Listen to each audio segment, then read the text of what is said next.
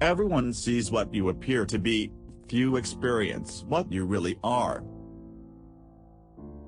If an injury has to be done to a man, it should be so severe that his vengeance need not be feared. Never was anything great achieved without danger. The lion cannot protect himself from traps, and the fox cannot defend himself from wolves.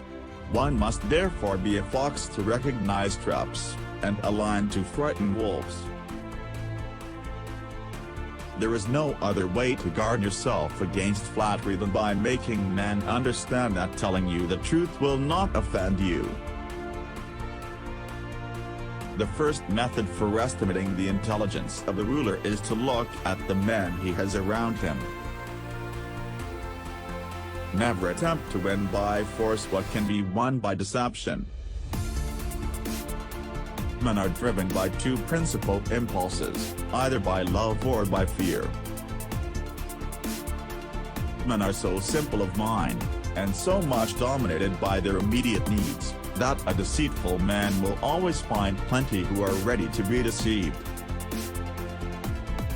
It is not titles that honor men, but men that honor titles. Where the willingness is great, the difficulties cannot be great. He who seeks to deceive will always find someone who will allow himself to be deceived.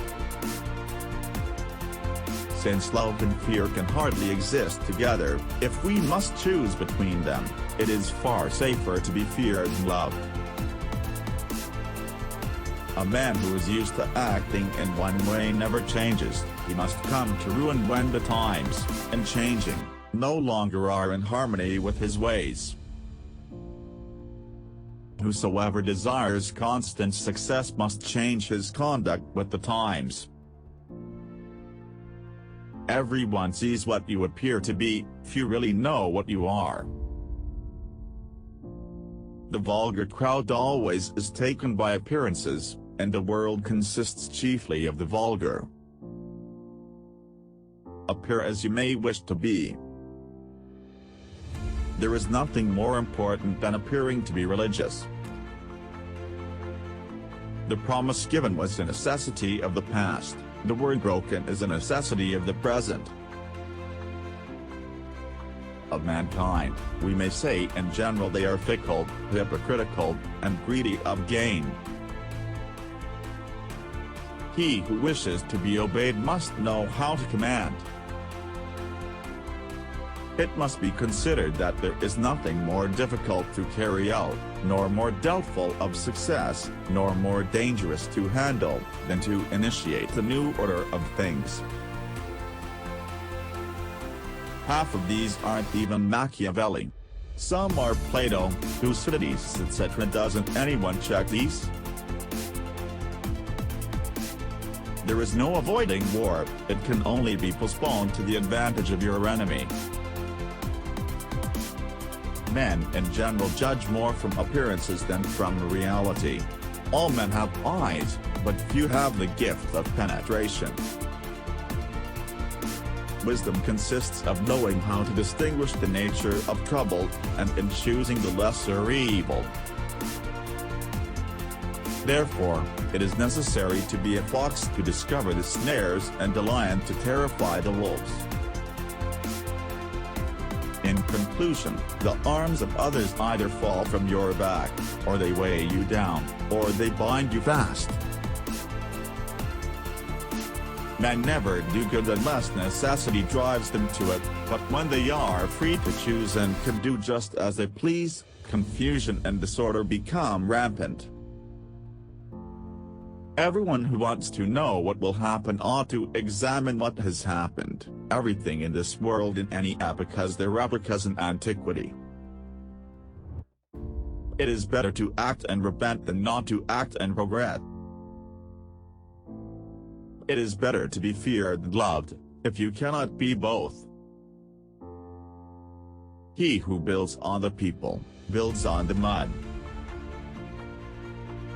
My view is that it is desirable to be both loved and feared, but it is difficult to achieve both, and, if one of them has to be lacking, it is much safer to be feared and loved.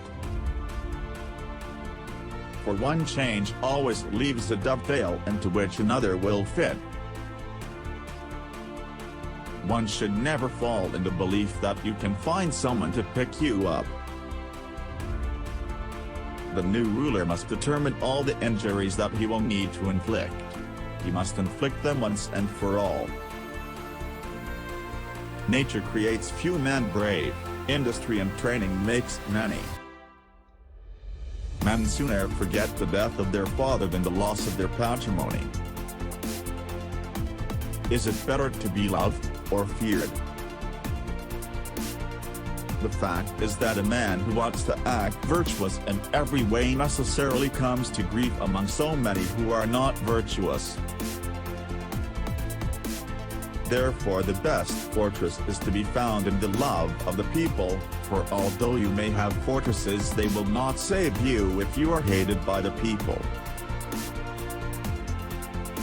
The best fortress which a prince can possess is the affection of his people. It's better to be feared than loved if you cannot be both.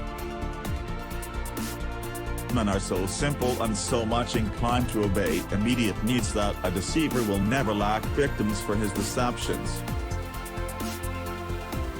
One who deceives will always find those who allow themselves to be deceived.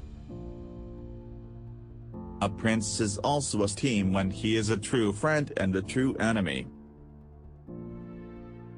For, in truth, there is no sure way of holding other than by destroying. One must be a fox in order to recognize traps, and a lion to frighten off wolves. Those who simply act like lions are stupid.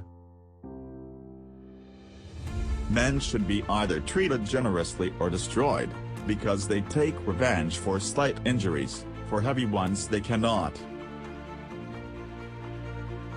Men intrinsically do not trust new things that they have not experienced themselves. A man who wishes to profess at all times will come to ruin among so many who are not good. Hence it comes that all armed prophets have been victorious, and all unarmed prophets have been destroyed. God creates men, but they choose each other. All the states and governments by which men or ever have been ruled, have been and are either republics or princedoms. You ought never to suffer your designs to be crossed in order to avoid war, since war is not so to be avoided, but is only deferred to your disadvantage.